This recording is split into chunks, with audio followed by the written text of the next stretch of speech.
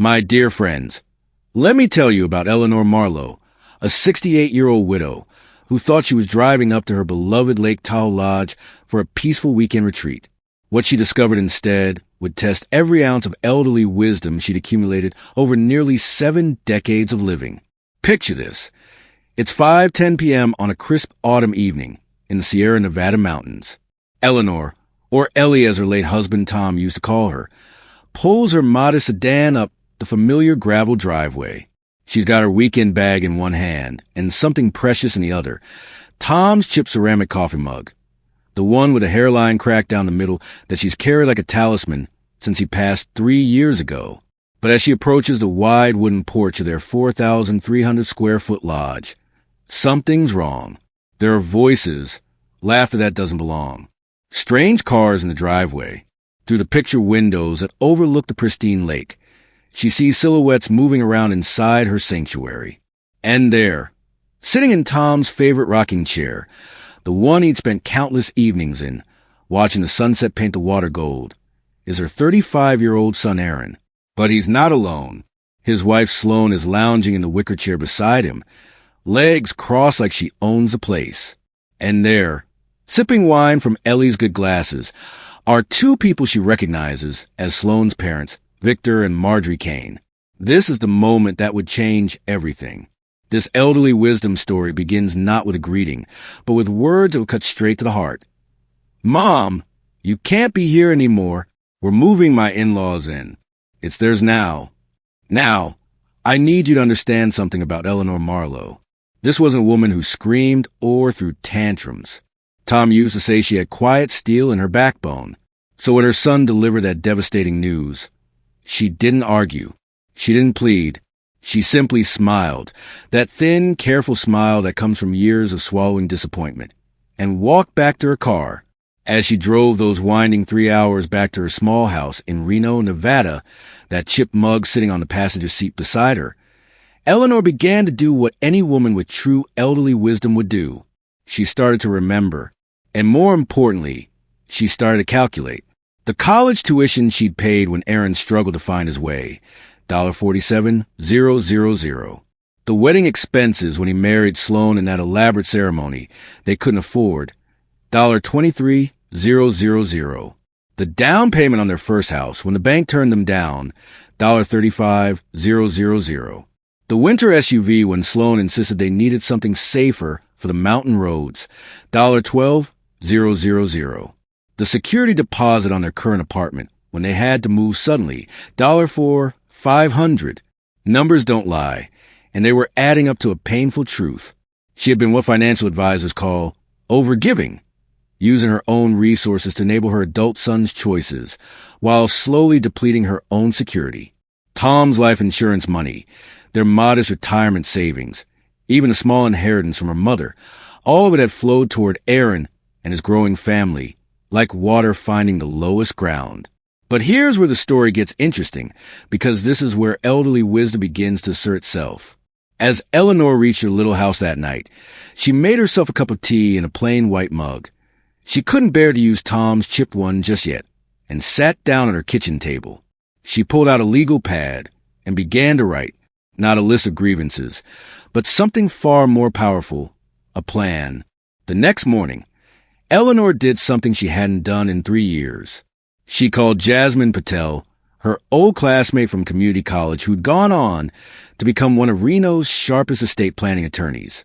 "Jasmine," she said, her voice steady as bedrock, "I need you to explain something to me about that living trust Tom and I set up." What Eleanor discovered in Jasmine's office that Tuesday morning was that she held more power than she'd realized. The Lake Tahoe Lodge wasn't just in her name. It was held in the Eleanor Marlowe Living Trust, with Eleanor as the sole trustee. On paper, legally speaking, Aaron had no more right to that property than a stranger walking by on the street. "Eleanor," Jasmine said, pulling out the thick folder of documents, "you own this property free and clear. Your son can't simply declare it theirs and move people in. What he's describing is called trespassing, and if they follow through on this threat, they could face criminal charges." This is where we see elderly wisdom in action.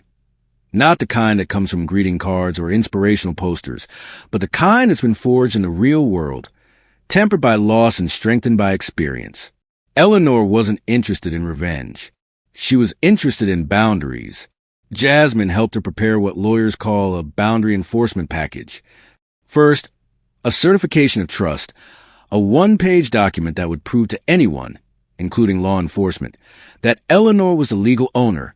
Second, a formal no trespass notice that would be served on Aaron and Sloan, making it crystal clear that they had no permission to enter the property. Third, and most importantly, a simple phrase that Eleanor would repeat whenever her son tried to use emotional manipulation. I love you. The answer is no. Honey, Jasmine said as they finished the paperwork, you don't have to be mean to be firm. Love can have lines, and those lines can have teeth. But Eleanor wasn't done. She had another ally in this story, and his name was Cole Whitaker. Cole lived 3 houses down from the lodge and was what you might call a quiet guardian of the neighborhood. A former Army engineer turned security system specialist, he'd helped several elderly homeowners in the area protect their properties from various threats: bears getting into garbage, teenagers having unauthorized parties, and yes, family members who confused need with entitlement. Mrs. Marlowe, Cole said when she called him that Wednesday evening, I'm real sorry to hear about your situation, but I want you to know something. You don't have to fight this battle with just your voice. We can make the house itself speak when you can't. What Cole installed over the next 2 days was nothing short of brilliant. Motion-activated cameras, hidden but legal, that would document any unauthorized entry. Sensor lights that would flood the property with brightness the moment anyone stepped onto the porch without permission. A sound system that could broadcast a clear, recorded message. This is private property. You are trespassing. Leave immediately or law enforcement will be contacted. But here's the part that showed Cole's particular genius. He rigged the interior plumbing so that if anyone tried to use the kitchen sink, it would activate every faucet in the house simultaneously, creating a cacophony that would alert the entire neighborhood. He installed a projector system that could cast moving shadows in the upstairs windows, giving the illusion that someone was home even when the house was empty. Let the house do the talking, he told Eleanor as he finished the installation. Sometimes the best elderly wisdom is knowing when to let your property defend itself. It was the following Saturday when Aaron made good on his threat. Eleanor wasn't there. She was safely at her Reno home, watching through security camera feed on her tablet. But she saw everything that happened next. The SUV came up the gravel driveway just after 2 p.m., packed with suitcases, boxes, and the unmistakable look of people who thought they were moving in. Aaron climbed out first, followed by Sloan, then Victor and Marjorie Kane, who looked around the beautiful property with a satisfied air of people claiming their prize. But the moment Aaron's hand touched the front door handle, Cole's system activated. The porch flooded with light bright as a football stadium. The recorded message boomed across the lake. Unauthorized entry detected. This is private property. Leave immediately. What happened next would have been almost comical if it weren't so heartbreaking to watch. The plumbing system activated, creating a sound like Niagara Falls inside the house. The projector cast moving shadows across the upstairs windows. Motion lights triggered in sequence, creating a light show that could be seen from across the lake. Aaron, clearly embarrassed, tried to maintain his authority. Turn it off, he shouted at the house, as if it were a misbehaving child. But houses, unlike children, don't negotiate. Within 15 minutes, Deputy Brooks from the county sheriff's office arrived. Not because Eleanor called, she hadn't, but because the neighbors had reported the disturbance. When the deputy reviewed Eleanor's documentation, including the trust papers and the no trespass notice that had been properly served, his position was clear and professional. Folks, he told the embarrassed group gathered on the porch, this property belongs to Eleanor Marlowe. She's got the legal right to exclude anyone she chooses, including family members. If you attempt to enter this property without her permission, you'll be arrested for criminal trespass. That night, back in her quiet house in Reno, Eleanor sat down at her kitchen table again. This time, she wasn't making plans or calculating numbers. She was writing a letter to Tom, something she'd done every few weeks since he'd passed, always writing in his old woodworking journal where he used to sketch furniture designs and jot down his favorite saying, "What tells you where to press and where to let be." "Dear Tom," she wrote in her careful handwriting, "I think I'm finally learning what you meant about wood.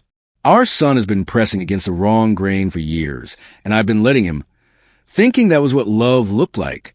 But tonight I realized something. Silence isn't surrender anymore. It's become my tool." She paused, sipping from his chipped mug, feeling its familiar weight in her hands. "You always said the best furniture was built with boundaries, joints that hold firm, wood that knows its limits. I think I'm finally building something that will last." This wasn't the angry letter of a woman seeking revenge. This was the quiet reflection of someone discovering that elderly wisdom isn't about avoiding conflict. It's about choosing your battles with the precision of a master craftsman. Some relationships, like some pieces of wood, need to be shaped with firm pressure.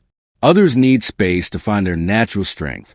She signed it simply E, and tucked it between the pages of his journal, next to sketches of the rocking chair where he used to watch the sunset, the chair that Aaron had claimed like a throne just days before. What Eleanor did next surprised everyone, including herself. Instead of simply keeping the lodge locked away like a fortress, she made a decision that transformed the entire story from one of family conflict into something much larger and more meaningful. She called Dr. Nina Caldwell, the director of Summit Haven Foundation, a nonprofit organization that provided healing retreats for first responders, firefighters, EMTs, police officers, and paramedics who risked their lives to save others. These were the men and women who ran toward danger when everyone else ran away, who pulled people from burning buildings and car wrecks, who held the hands of strangers in their darkest moments.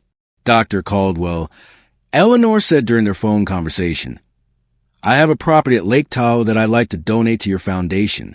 It's a 4,300 square foot lodge with a view of the lake. I think it could serve as a place where your people can go to heal." But here's where Eleanor's elderly wisdom truly shone through. She didn't give the property away completely. Instead, she structured what lawyers call a life estate gift. She donated the lodge to Summit Haven Foundation while retaining the right to use it for the rest of her life. This meant the property would serve its charitable purpose while still providing Eleanor with her sanctuary. The transformation wasn't just legal, it was spiritual. What had been a symbol of family conflict became a beacon of community service. The lodge that Aaron had tried to claim through emotional manipulation would now serve those who had dedicated their lives to serving others. When the papers were signed and the deed recorded, Eleanor felt something she hadn't experienced in months. Peace. Not the fragile peace of avoiding conflict, but the solid peace of having made a decision that honored both her needs and her values. 3 weeks later, Aaron came to see his mother. Not with Sloan, not with his in-laws, but alone. He sat across from Eleanor in her small Reno kitchen, and for the first time in years, he looked like the little boy she remembered instead of the entitled man he'd become.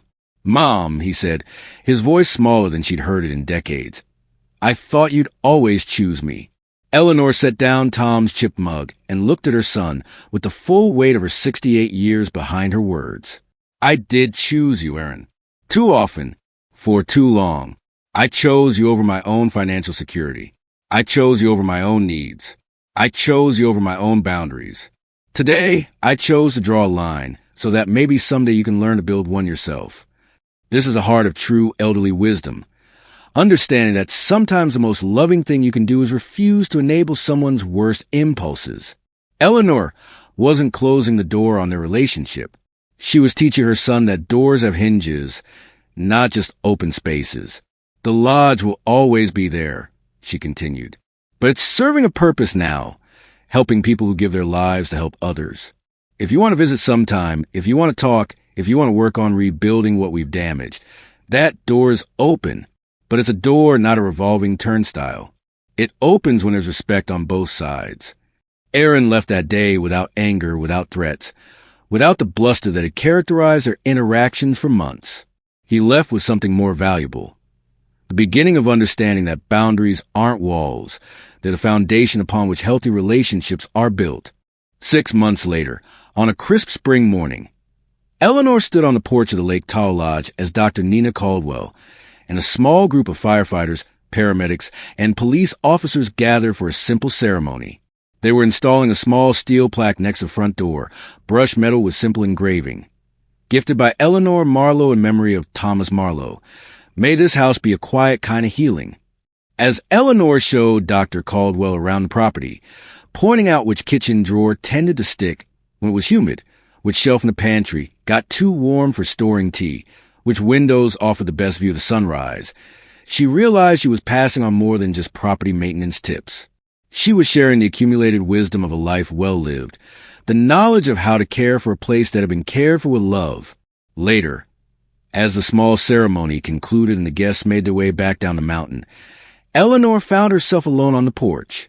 She settled into Tom's rocking chair, the same chair Aaron had claimed months earlier, and poured coffee from a thermos into his chipped ceramic mug. The graveled driveway where the SUV had once pulled up in conquest now held only the gentle impressions of cars that had come in peace. The windows that had once been threatened with invasion now reflected the serene surface of Lake Tahoe, unchanged and unchanging. As she rocked gently in the mountain air, Eleanor reflected on the journey that had brought her to this moment. She had discovered that wise advice for the elderly isn't about becoming passive or yielding to pressure. It's about understanding that love without boundaries isn't love at all. It's enablement. True elderly wisdom stories aren't about perfect families or conflict-free relationships. They're about learning to use the tools of law, community, and principled decision-making to create the life you want to live. "I didn't surrender the house," she said softly, her words carried away on the pine-scented breeze. "I chose who would shelter." And in that choice, Eleanor Marlowe had found not just peace, but purpose. The lodge would continue to stand by the lake, no longer a symbol of family conflict, but a testament to the quiet strength that comes from knowing when to hold firm and when to let go. The same wisdom Tom had tried to teach her through his woodworking, the same truth she had finally learned to live by. Sometimes the best elderly wisdom is simply this. Love needs a line, and the people who truly love you will respect that line, while those who don't will reveal themselves through their refusal to honor it. In the end, Eleanor had kept her sanctuary and found her peace, not by building walls, but by building boundaries with precision of a master craftsman and the heart of someone who had finally learned the difference between surrender and strength. Eleanor Marlowe's journey teaches us that true love isn't about saying yes to everything. It's about knowing when to say no. In our golden years, we often face pressure from family members who mistake our generosity for weakness, our kindness for obligation. But here's the truth. Boundaries aren't walls that shut people out. They're foundations that healthy relationships are built upon. The most powerful lesson from Eleanor's story is this. Financial enabling disguised as love actually hurts the people we're trying to help. When we constantly rescue our adult children from the consequences of their choices, we rob them of the opportunity to develop resilience and responsibility. Sometimes the most loving thing we can do is step back and let them learn to stand on their own. Eleanor also shows us the importance of having our legal affairs in order. Understanding your rights, whether property ownership, estate planning, or trespassing laws, gives you the power to protect yourself with dignity rather than drama. Knowledge of the law becomes your shield when emotions run high. Finally, Eleanor transformed a painful family conflict into something beautiful by redirecting her resources towards serving others. When we align our actions with our values, even difficult situations can become opportunities for meaningful impact. Her lodge became a sanctuary for those who serve others, proving that sometimes the best response to selfishness is selflessness with purpose. Remember, you can love someone deeply while still maintaining firm boundaries. In fact, that's often when love is most authentic and most healing. Thank you for watching the video. Please comment with number 1 to let me know you have watched the whole video. Please like the video, subscribe to the channel, and turn on the notification bell to always receive new videos as soon as possible.